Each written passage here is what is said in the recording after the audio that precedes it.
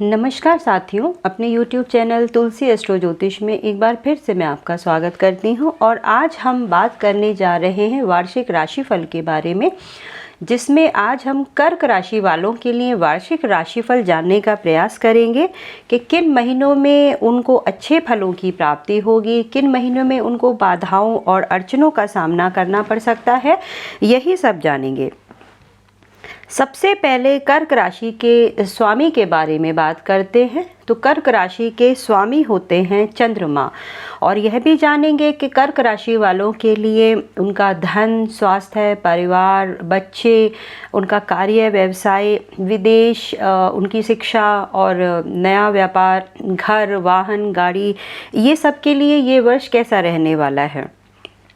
तो आइए ये सब विस्तार से जानने का प्रयास करते हैं। और इसके लिए हमें क्या करना पड़ेगा, हमें जो मुख्य 4 ग्रह हैं, शनि, राहु, केतु और गुरु, ये मंद गति से चलने वाले ग्रह हैं और किसी भी राशि पर बहुत अधिक समय तक रहते हैं। तो हम इन चारों ही ग्रहों के गोचर से समझेंगे कि ये वर्ष कर्क राशि वालों के लिए कैसा रहेगा। 2024 2 + 2 + 4 = 8, इस अंक को अंक ज्योतिष में शनि का नंबर माना जाता है। तो ये साल शनि का है और आपकी राशि स्वामी चंद्रमा के शनि मित्र नहीं हैं। और वैसे भी इस वर्ष शनि आपकी राशि से 8वें भाव में गोचर कर रहे हैं, यानी आपकी ढैया चल रही है। तो इस वर्ष आपको सावधानी रखने की बहुत ज़रूरत है, क्योंकि शनि आपकी राशि से 8वें भाव में गोचर कर रहे हैं। आपको क्या करना चाहिए, आपको गुरु की शरण में जाना चाहिए। अपने गुरु को मजबूत करें, बृहस्पति की शरण में जाएं, जो कि आपके भाग्य के स्वामी हैं। वही आपके भाग्येश हैं और वही आपके भाग्य के स्वामी हैं। तो आपके लिए गुरु का गोचर ही सबसे अधिक महत्वपूर्ण रहेगा। यह आपके 6ठे और 9वें भाव के स्वामी बनते हैं, अर्थात आपके षष्ठेश हैं, आपके नवमेश हैं। तो ये आपकी नौकरी के और आपके भाग्य के स्वामी हैं। बृहस्पति का गोचर आपकी राशि से 10वें भाव में हो रहा है, यानी मेष राशि में हो रहा है। मेष राशि के स्वामी मंगल हैं और मंगल भी आपके मित्र हैं। 30 अप्रैल तक बृहस्पति इसी राशि में रहेंगे और मेष राशि में रहेंगे और 10वें भाव में रहेंगे। जब ये आपके स्टेटस को बढ़ा सकते हैं, अच्छे परिणाम देने वाले होंगे, क्योंकि ये अपने मित्र की राशि से गोचर कर रहे हैं। बृहस्पति, चंद्रमा और मंगल तीनों ही एक दूसरे के मित्र हैं। तो जब भी भाग्य के स्वामी कर्म भाव से गोचर करते हैं तो अच्छे परिणाम देते हैं, परंतु यह आपको सीमाओं में भी बांधते हैं, तनाव में भी बांधेंगे, क्योंकि 6ठे भाव के स्वामी हैं। और 6ठे भाव का स्वामी जब आपके कार्य स्थान में बैठा है, वर्क प्लेस में बैठा है, तो षष्ठेश क्या दिखाता है, षष्ठेश दिखाता है विभिन्न प्रकार के कॉम्प्लिकेशंस दिखाता है, उन लोगों को रोग ऋण शत्रु को दिखाता है। यानी उस भाव से संबंधित, आपके वर्क प्लेस से संबंधित जो लोग हैं, वो आपके काम में रुकावटें डालने का काम कर सकते हैं, अड़चने डालने का काम कर सकते हैं। और वह इतना ईर्ष्या करेंगे कि आपको मानसिक तनाव भी दे सकते हैं। इससे आपको हेल्थ इश्यूज भी हो सकते हैं। ऊपर से शनि की ढैया भी चल रही है, तो यह तनाव भी आपको वर्क प्लेस में दे देंगे। परंतु गुरु हैं, गुरु का प्रभाव भी कम नहीं होगा। इन सब अड़चनों को पार करते हुए आपको आपके वर्क प्लेस में प्रगति भी मिलेगी। अच्छी बात यह है कि बृहस्पति शत्रु के भाव को अपनी ही दृष्टि से देख रहे हैं, तो आपको लाभ अवश्य देंगे, आपका बिगड़ेगा कुछ नहीं। फिर भी मैं यही कहूँगी कि आपको सावधानी बरतनी चाहिए। उसके बाद 1 मई से बृहस्पति आपके 10वें भाव को छोड़कर 11वें भाव से गोचर करेंगे। यह आपके लाभ का भाव है, इनकम का भाव है। आपको सर्वत्र लाभ देंगे, इच्छा पूर्ति भी करेंगे। कंपटीशन का ये कनेक्शन का भाव है, जहां विभिन्न प्रकार के लोगों के साथ आपका कांटेक्ट बनता है, कनेक्शन बनता है। तो जो लोग फाइनेंस में हैं, पार्टनरशिप में हैं, एजुकेशन के क्षेत्र में हैं, सरकारी नौकरी में हैं, उनके लिए प्रमोशन के योग बहुत अच्छे हैं। तो जो लोग भी इस तरह के किसी भी काम से जुड़े हुए हैं, उनको लाभ होगा। यदि आप किसी तरह की नौकरी में बैठ रहे हैं, सरकारी नौकरी में बैठ रहे हैं, तो आपको अच्छे रिजल्ट मिलेंगे। यहाँ से शनि अपनी 5वीं 7वीं और 9वीं दृष्टि से आपके 3रे 5वें और 7वें भाव को देखेंगे। ये इस कारण ये वकीलों के लिए, डॉक्टर्स के लिए हम इसको अच्छा गोचर मान सकते हैं। 1 मई से जब गुरु दशम भाव को छोड़कर 11वें भाव में जा रहे हैं तो फिर आपके विवाह के योग भी बनेंगे और बृहस्पति के बहुत अच्छे परिणाम आपको देखने को मिलेंगे। आइए शनि की बात करते हैं। शनि आपके 7वें और 8वें भाव के स्वामी हैं और इस समय 8वें भाव में अपनी ही स्वराशि से गोचर कर रहे हैं। शनि की आपकी ढैया चल रही है और यहाँ पर शनि लोहे के पैरों से आए हैं। शनि 12 राशियों पर 4 तरह के पैरों से आते हैं, सोना, चांदी, तांबा और लोहा, जिसमें लोहे के पैर को अच्छा नहीं माना जाता है। जब भी यहाँ शनि आते हैं ये डर देते हैं, चिंताएं क्रिएट करते हैं। 8वां भाव परिवर्तन का भाव है, तो ये स्थान परिवर्तन भी करवा सकते हैं, नौकरी में चेंज कर सकते हैं, कोई पुराना रोग भी आ सकता है। 8वां भाव आपके अवचेतन मन को भी दिखाता है। शनि अंधेरे के कारक भी हैं, इस कारण आपको भय भी होगा और अकेले में भी आप रहना पसंद करेंगे। इससे वही बच सकता है जो साधना में, अध्यात्म में और दान धर्म के कार्यों में लिप्त रहे। ये आपको संतुलित करने का काम करेगा। इस कारण मैं आपको सलाह दूंगी कि आपको अपने गुरु को मजबूत करना चाहिए। बहुत सारे ज्ञानवान लोग कहते हैं कि जब शनि कष्ट देते हैं तो गुरु की शरण में जाना चाहिए, क्योंकि गुरु अपनी दृष्टियों से और अपने विचारों से उस व्यक्ति की रक्षा करते हैं। तो भयभीत ना हो। यहाँ पर शनि स्वराशि के हैं और इस कारण वो रिसर्चर जो रिसर्च कर रहे हैं, डॉक्टर्स हैं जो स्पिरिचुअल फील्ड से जुड़े हुए हैं, उनके लिए ये बहुत अच्छा है और उन्हें अच्छे परिणाम देगा।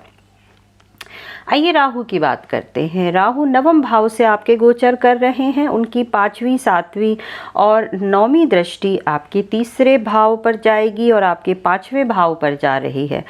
राहु भी स्थान परिवर्तन का काम करते हैं, तो जो लोग विदेश जाना चाहते हैं उनके लिए कर्क राशि पर शनि और राहु विदेश जाने के लिए बहुत अच्छे परिणाम देंगे।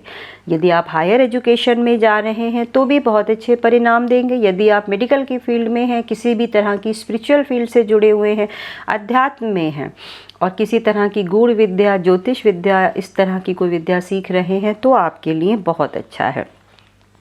परंतु संतान पक्ष को लेकर ये आपके मन में अकारण भय, चिंता बनाकर अवश्य रखते हैं। केतु आपके 3रे भाव से गोचर कर रहे हैं, क्योंकि राहु आपके 9वें भाव से गोचर कर रहे हैं। दोनों एक दूसरे के सामने ही होते हैं, 180 डिग्री के डिफरेंस पर होते हैं। और 3रा भाव भी आपकी यात्रा को दिखाता है, ट्रांसफ़र को दिखाता है। उसकी दृष्टि भी 7वीं, 9वें और 11वें भाव पर है, तो पार्टनरशिप में तनाव देंगे, जीवन साथी के साथ तनाव हो सकता है। यदि आप मंदिर और धर्म स्थानों की यात्रा करते रहें तो बहुत अच्छा है, नहीं तो आपको कष्ट हो सकता है। मंदिर जाते रहिए, धर्म का पालन करते रहिए, दान धर्म से जुड़े रहिए और गुरु की शरण में जाइए, तभी आपके लिए ये पल जो हैं वो आसानी से बीत जाएंगे। आइए नक्षत्रों की बात करते हैं। तो शनि इस समय आपके पूर्वा भाद्रपद नक्षत्र में रहेंगे और शतभिषा नक्षत्र में रहेंगे। राहु रेवती और उत्तरा भाद्रपद नक्षत्र में रहेंगे। सितंबर और अक्टूबर के महीने में शनि और राहु एक दूसरे के नक्षत्र में रहेंगे और उस समय ये परेशानियां बढ़ा सकते हैं।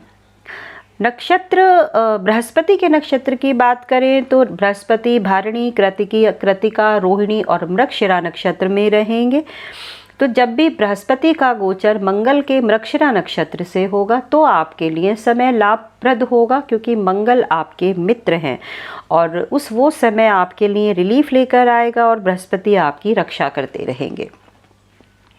केतु हस्त नक्षत्र में है और फिर उत्तरा फाल्गुनी नक्षत्र में गोचर करेंगे। हस्त चंद्रमा का नक्षत्र है, यानी आपका स्वयं का नक्षत्र है, और केतु जब हस्त नक्षत्र में जाएंगे तो ये आपके मन में भय डालेंगे।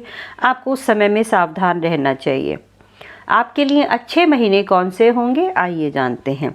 आपके लिए जनवरी, अप्रैल, जून और जुलाई ये महीने आपके लिए अच्छा रहेंगे, जिसमें आपको जो आपकी ढैया चल रही है, जो तकलीफ़ें आ रही हैं, उससे आपको राहत मिलेगी और आगे बढ़ने के अवसर भी प्राप्त होंगे।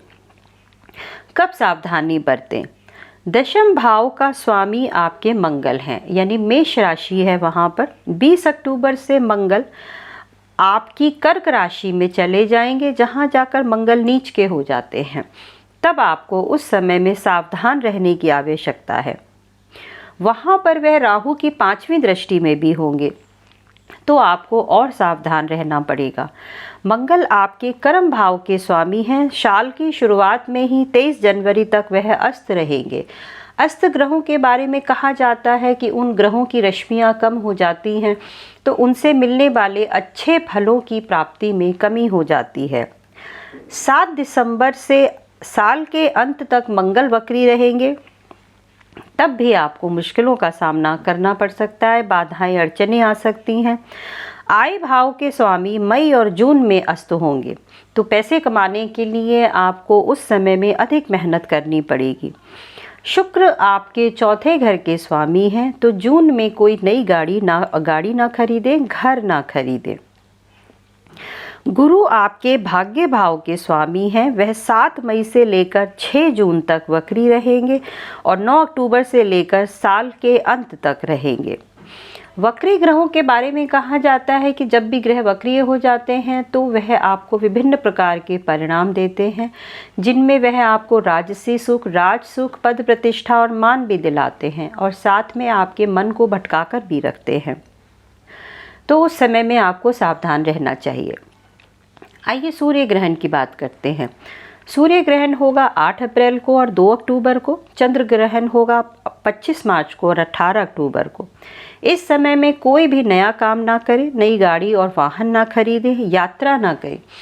चंद्र ग्रहण के स्वामी जो हैं वो चंद्रमा ही हैं। कर्क राशि के चंद्र ग्रहण आपकी ही राशि में होता है, तो उस समय में आपको सावधान रहने की आवश्यकता है। उपाय क्या करें?